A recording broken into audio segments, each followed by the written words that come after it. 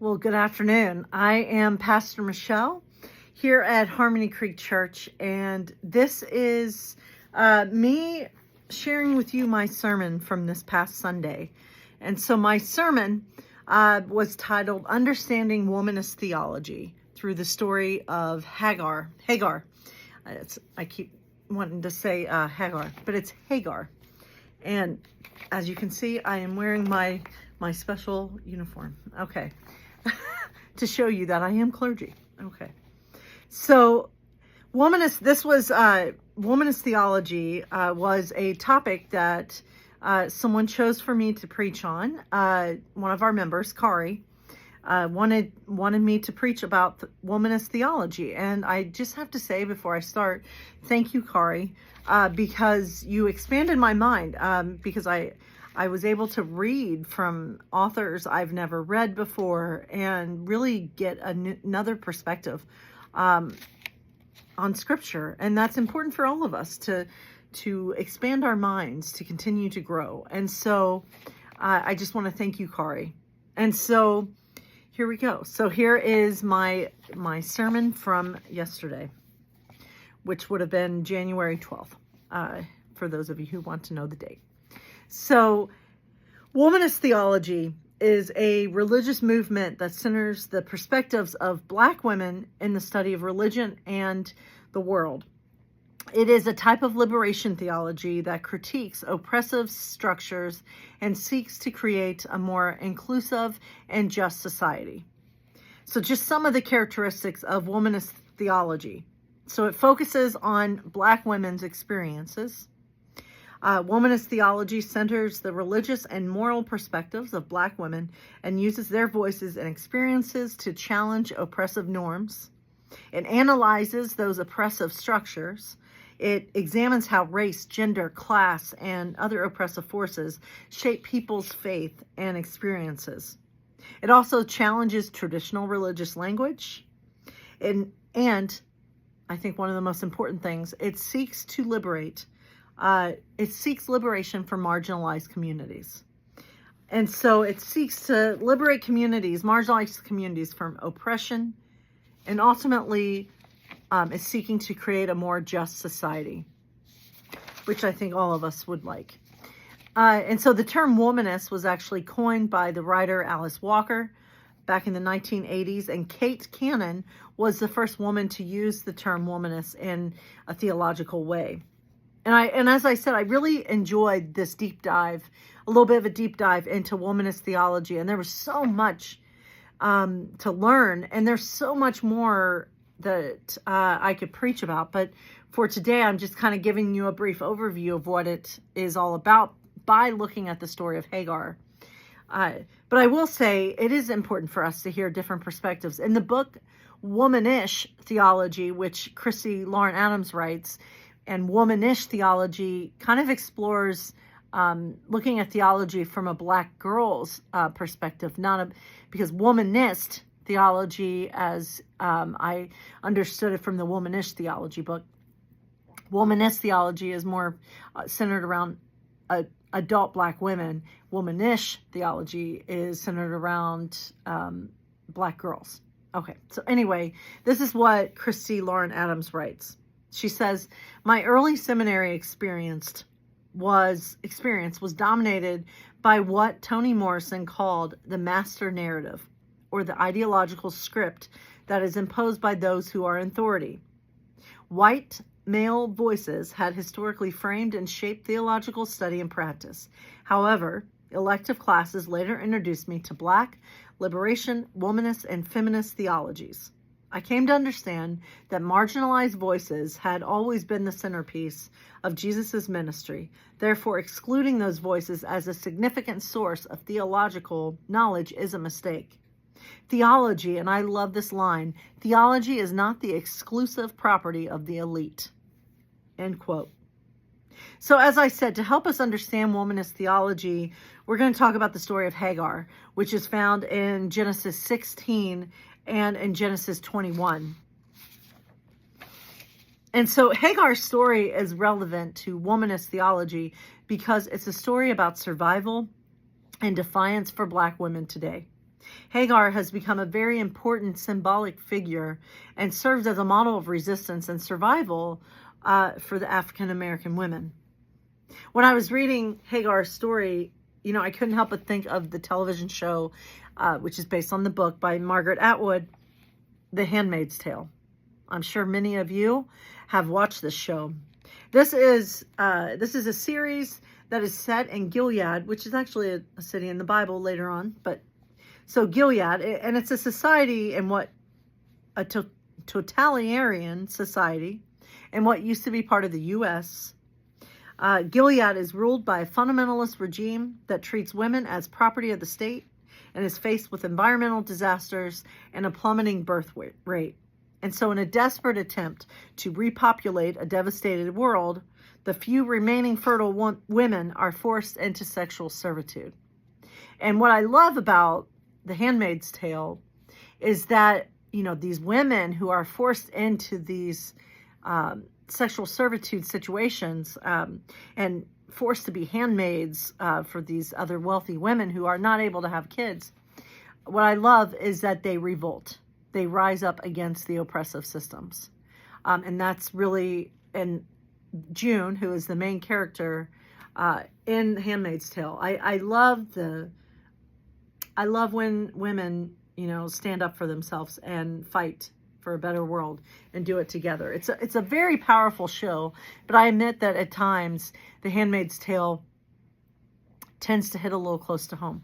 So it's a hard watch sometimes. It's really hard to watch because sadly, I'm just going to say this, that sadly our country doesn't treat women all that much different than how the women are treated in The Handmaid's Tale. So, but aside from that, as I said, I like that in this show, women rise up. And it reminds me of just, it reminds me of the story of Hagar. Because Hagar, I never really knew much about Hagar because I admit that when I was growing up, Hagar was just a supporting character in the story of Abraham and Sarah. Hagar was just a means to an end. Sarah, because Abraham and Sarah, right, are the main characters, right? They're the matriarch and patriarch of our faith. But I have to say, the more I studied about Hagar's story, the more I just loved her because she reminds me of June and The Handmaid's Tale. She's someone that rose up and sought liberation. So a lot of my inspiration came from the book Sisters in the Wilderness, which was written by Dolores Williams. So Williams writes, when reread with the slave woman Hagar as center of attention, Genesis 16 illustrates what the history of many African American women taught them long ago. That is, the slave woman's story is, and unavoidably, it has been shaped by the problems and desires of her owners. In these texts, Hagar is introduced as a solution to a problem confronting a wealthy slave-holding family composed of Sarai and Abram, Sarah's husband. Sarai is barren. So in the story from Genesis, Sarai, who is Abram's wife, because they're not Abraham and Sarah yet at this point in their story. So Sarah is barren, which was a cruel fate for women back then because women back then were seen as property and a lot of their worth was in the fact that they could have kids. And, it's interesting, that Hagar and Sarah, we don't know much about their relationship before Sarah decides, I can't get pregnant, so let me just have my husband marry Hagar. So they seem to get along, and it doesn't seem to have any contempt in that relationship until Hagar becomes pregnant. Because, at the point, Hagar was simply Sarah's slave and or handmaid. And the role of a handmaid was to look after her mistress. And no one in the household, not even Abram, could make Hagar do anything without Sarai's permission. I like a woman in charge. All right. But maybe not in this sense. But you know what I mean. But things change, right? When things change once Hagar becomes pregnant. Because Sarai begins treating Hagar harshly. She has contempt. And what I love is that Hagar runs away. Hagar runs away from an oppressive system And Williams, and this Dolores Williams even says that Hagar is the first female in the Bible to liberate herself. I love that. Hagar was a runaway slave who was looking for freedom. And the law back then prescribed very harsh punishment for runaway slaves, much like it did later on in our country's history, right? But Hagar risked it. Hagar knew it was worth the risk.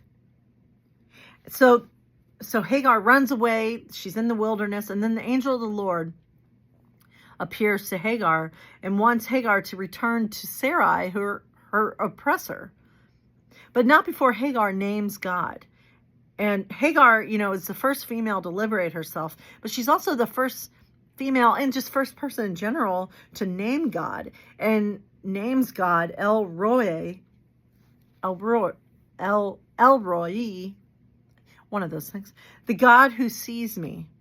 And God certainly did see Hagar, just like God certainly sees all of us. And God did care about Hagar, even though it might have been hard to believe because Hagar had to go back to Sarah.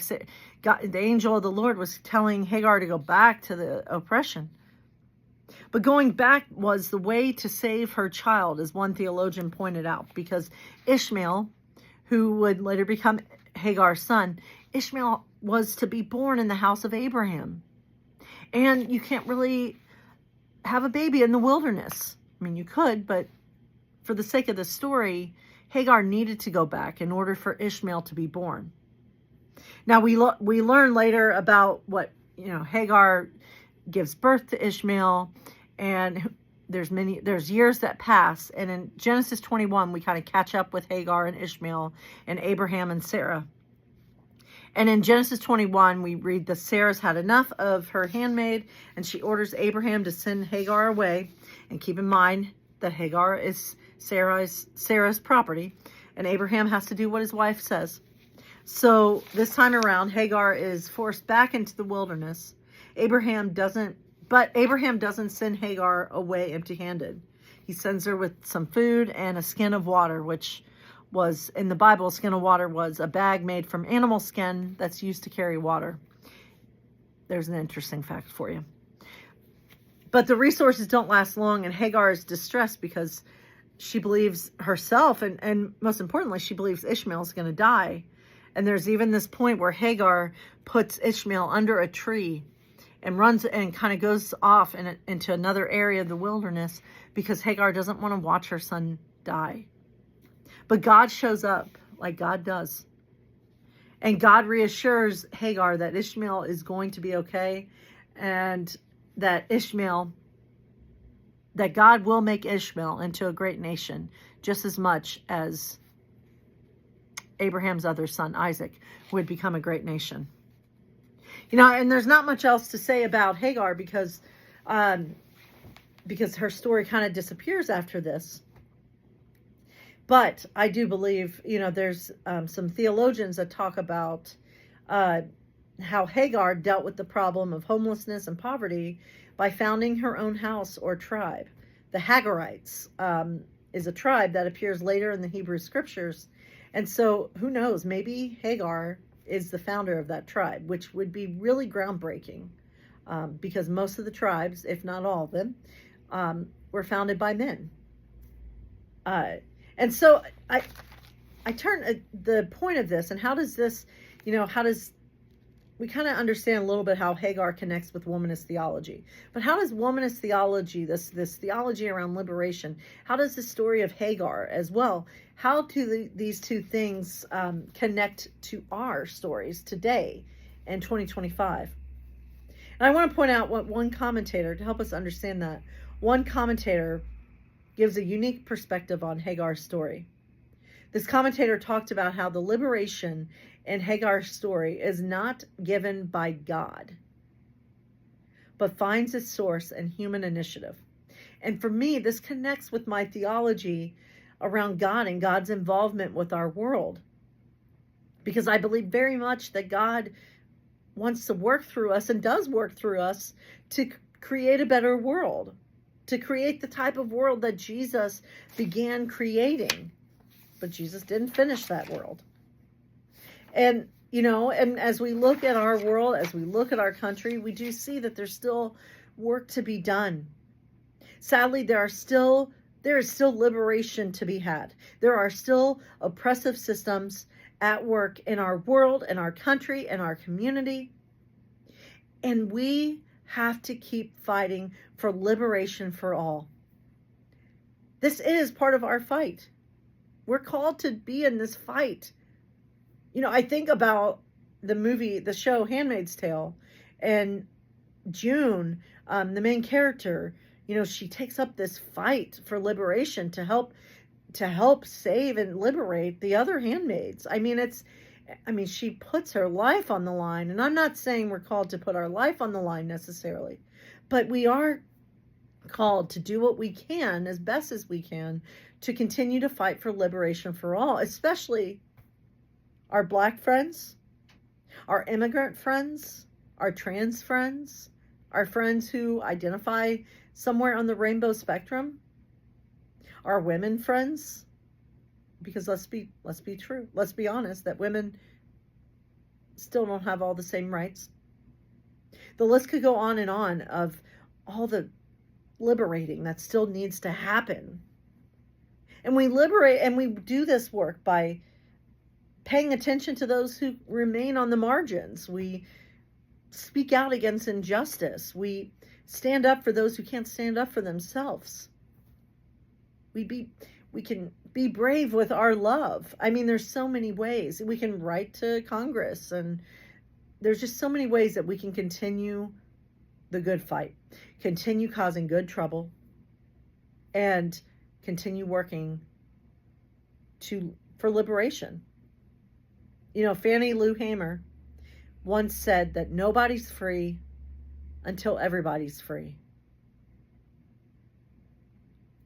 And I pray to God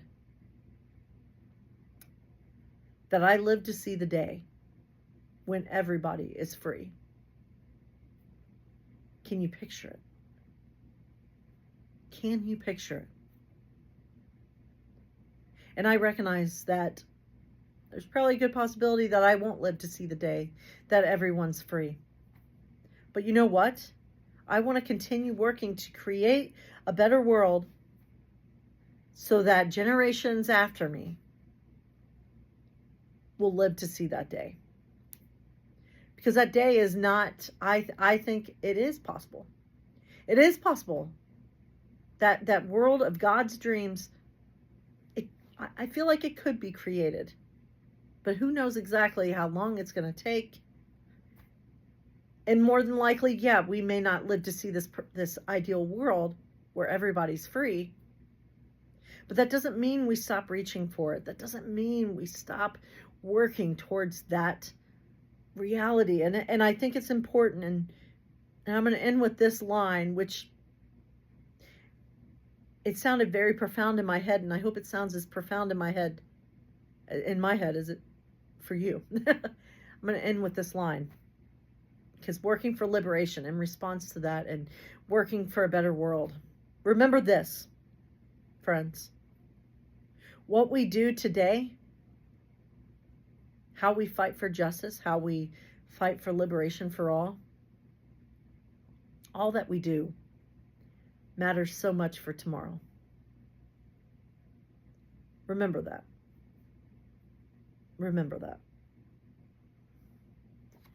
God bless you, my friends, and thank you for listening to my sermon. And I pray that you all have a wonderful week.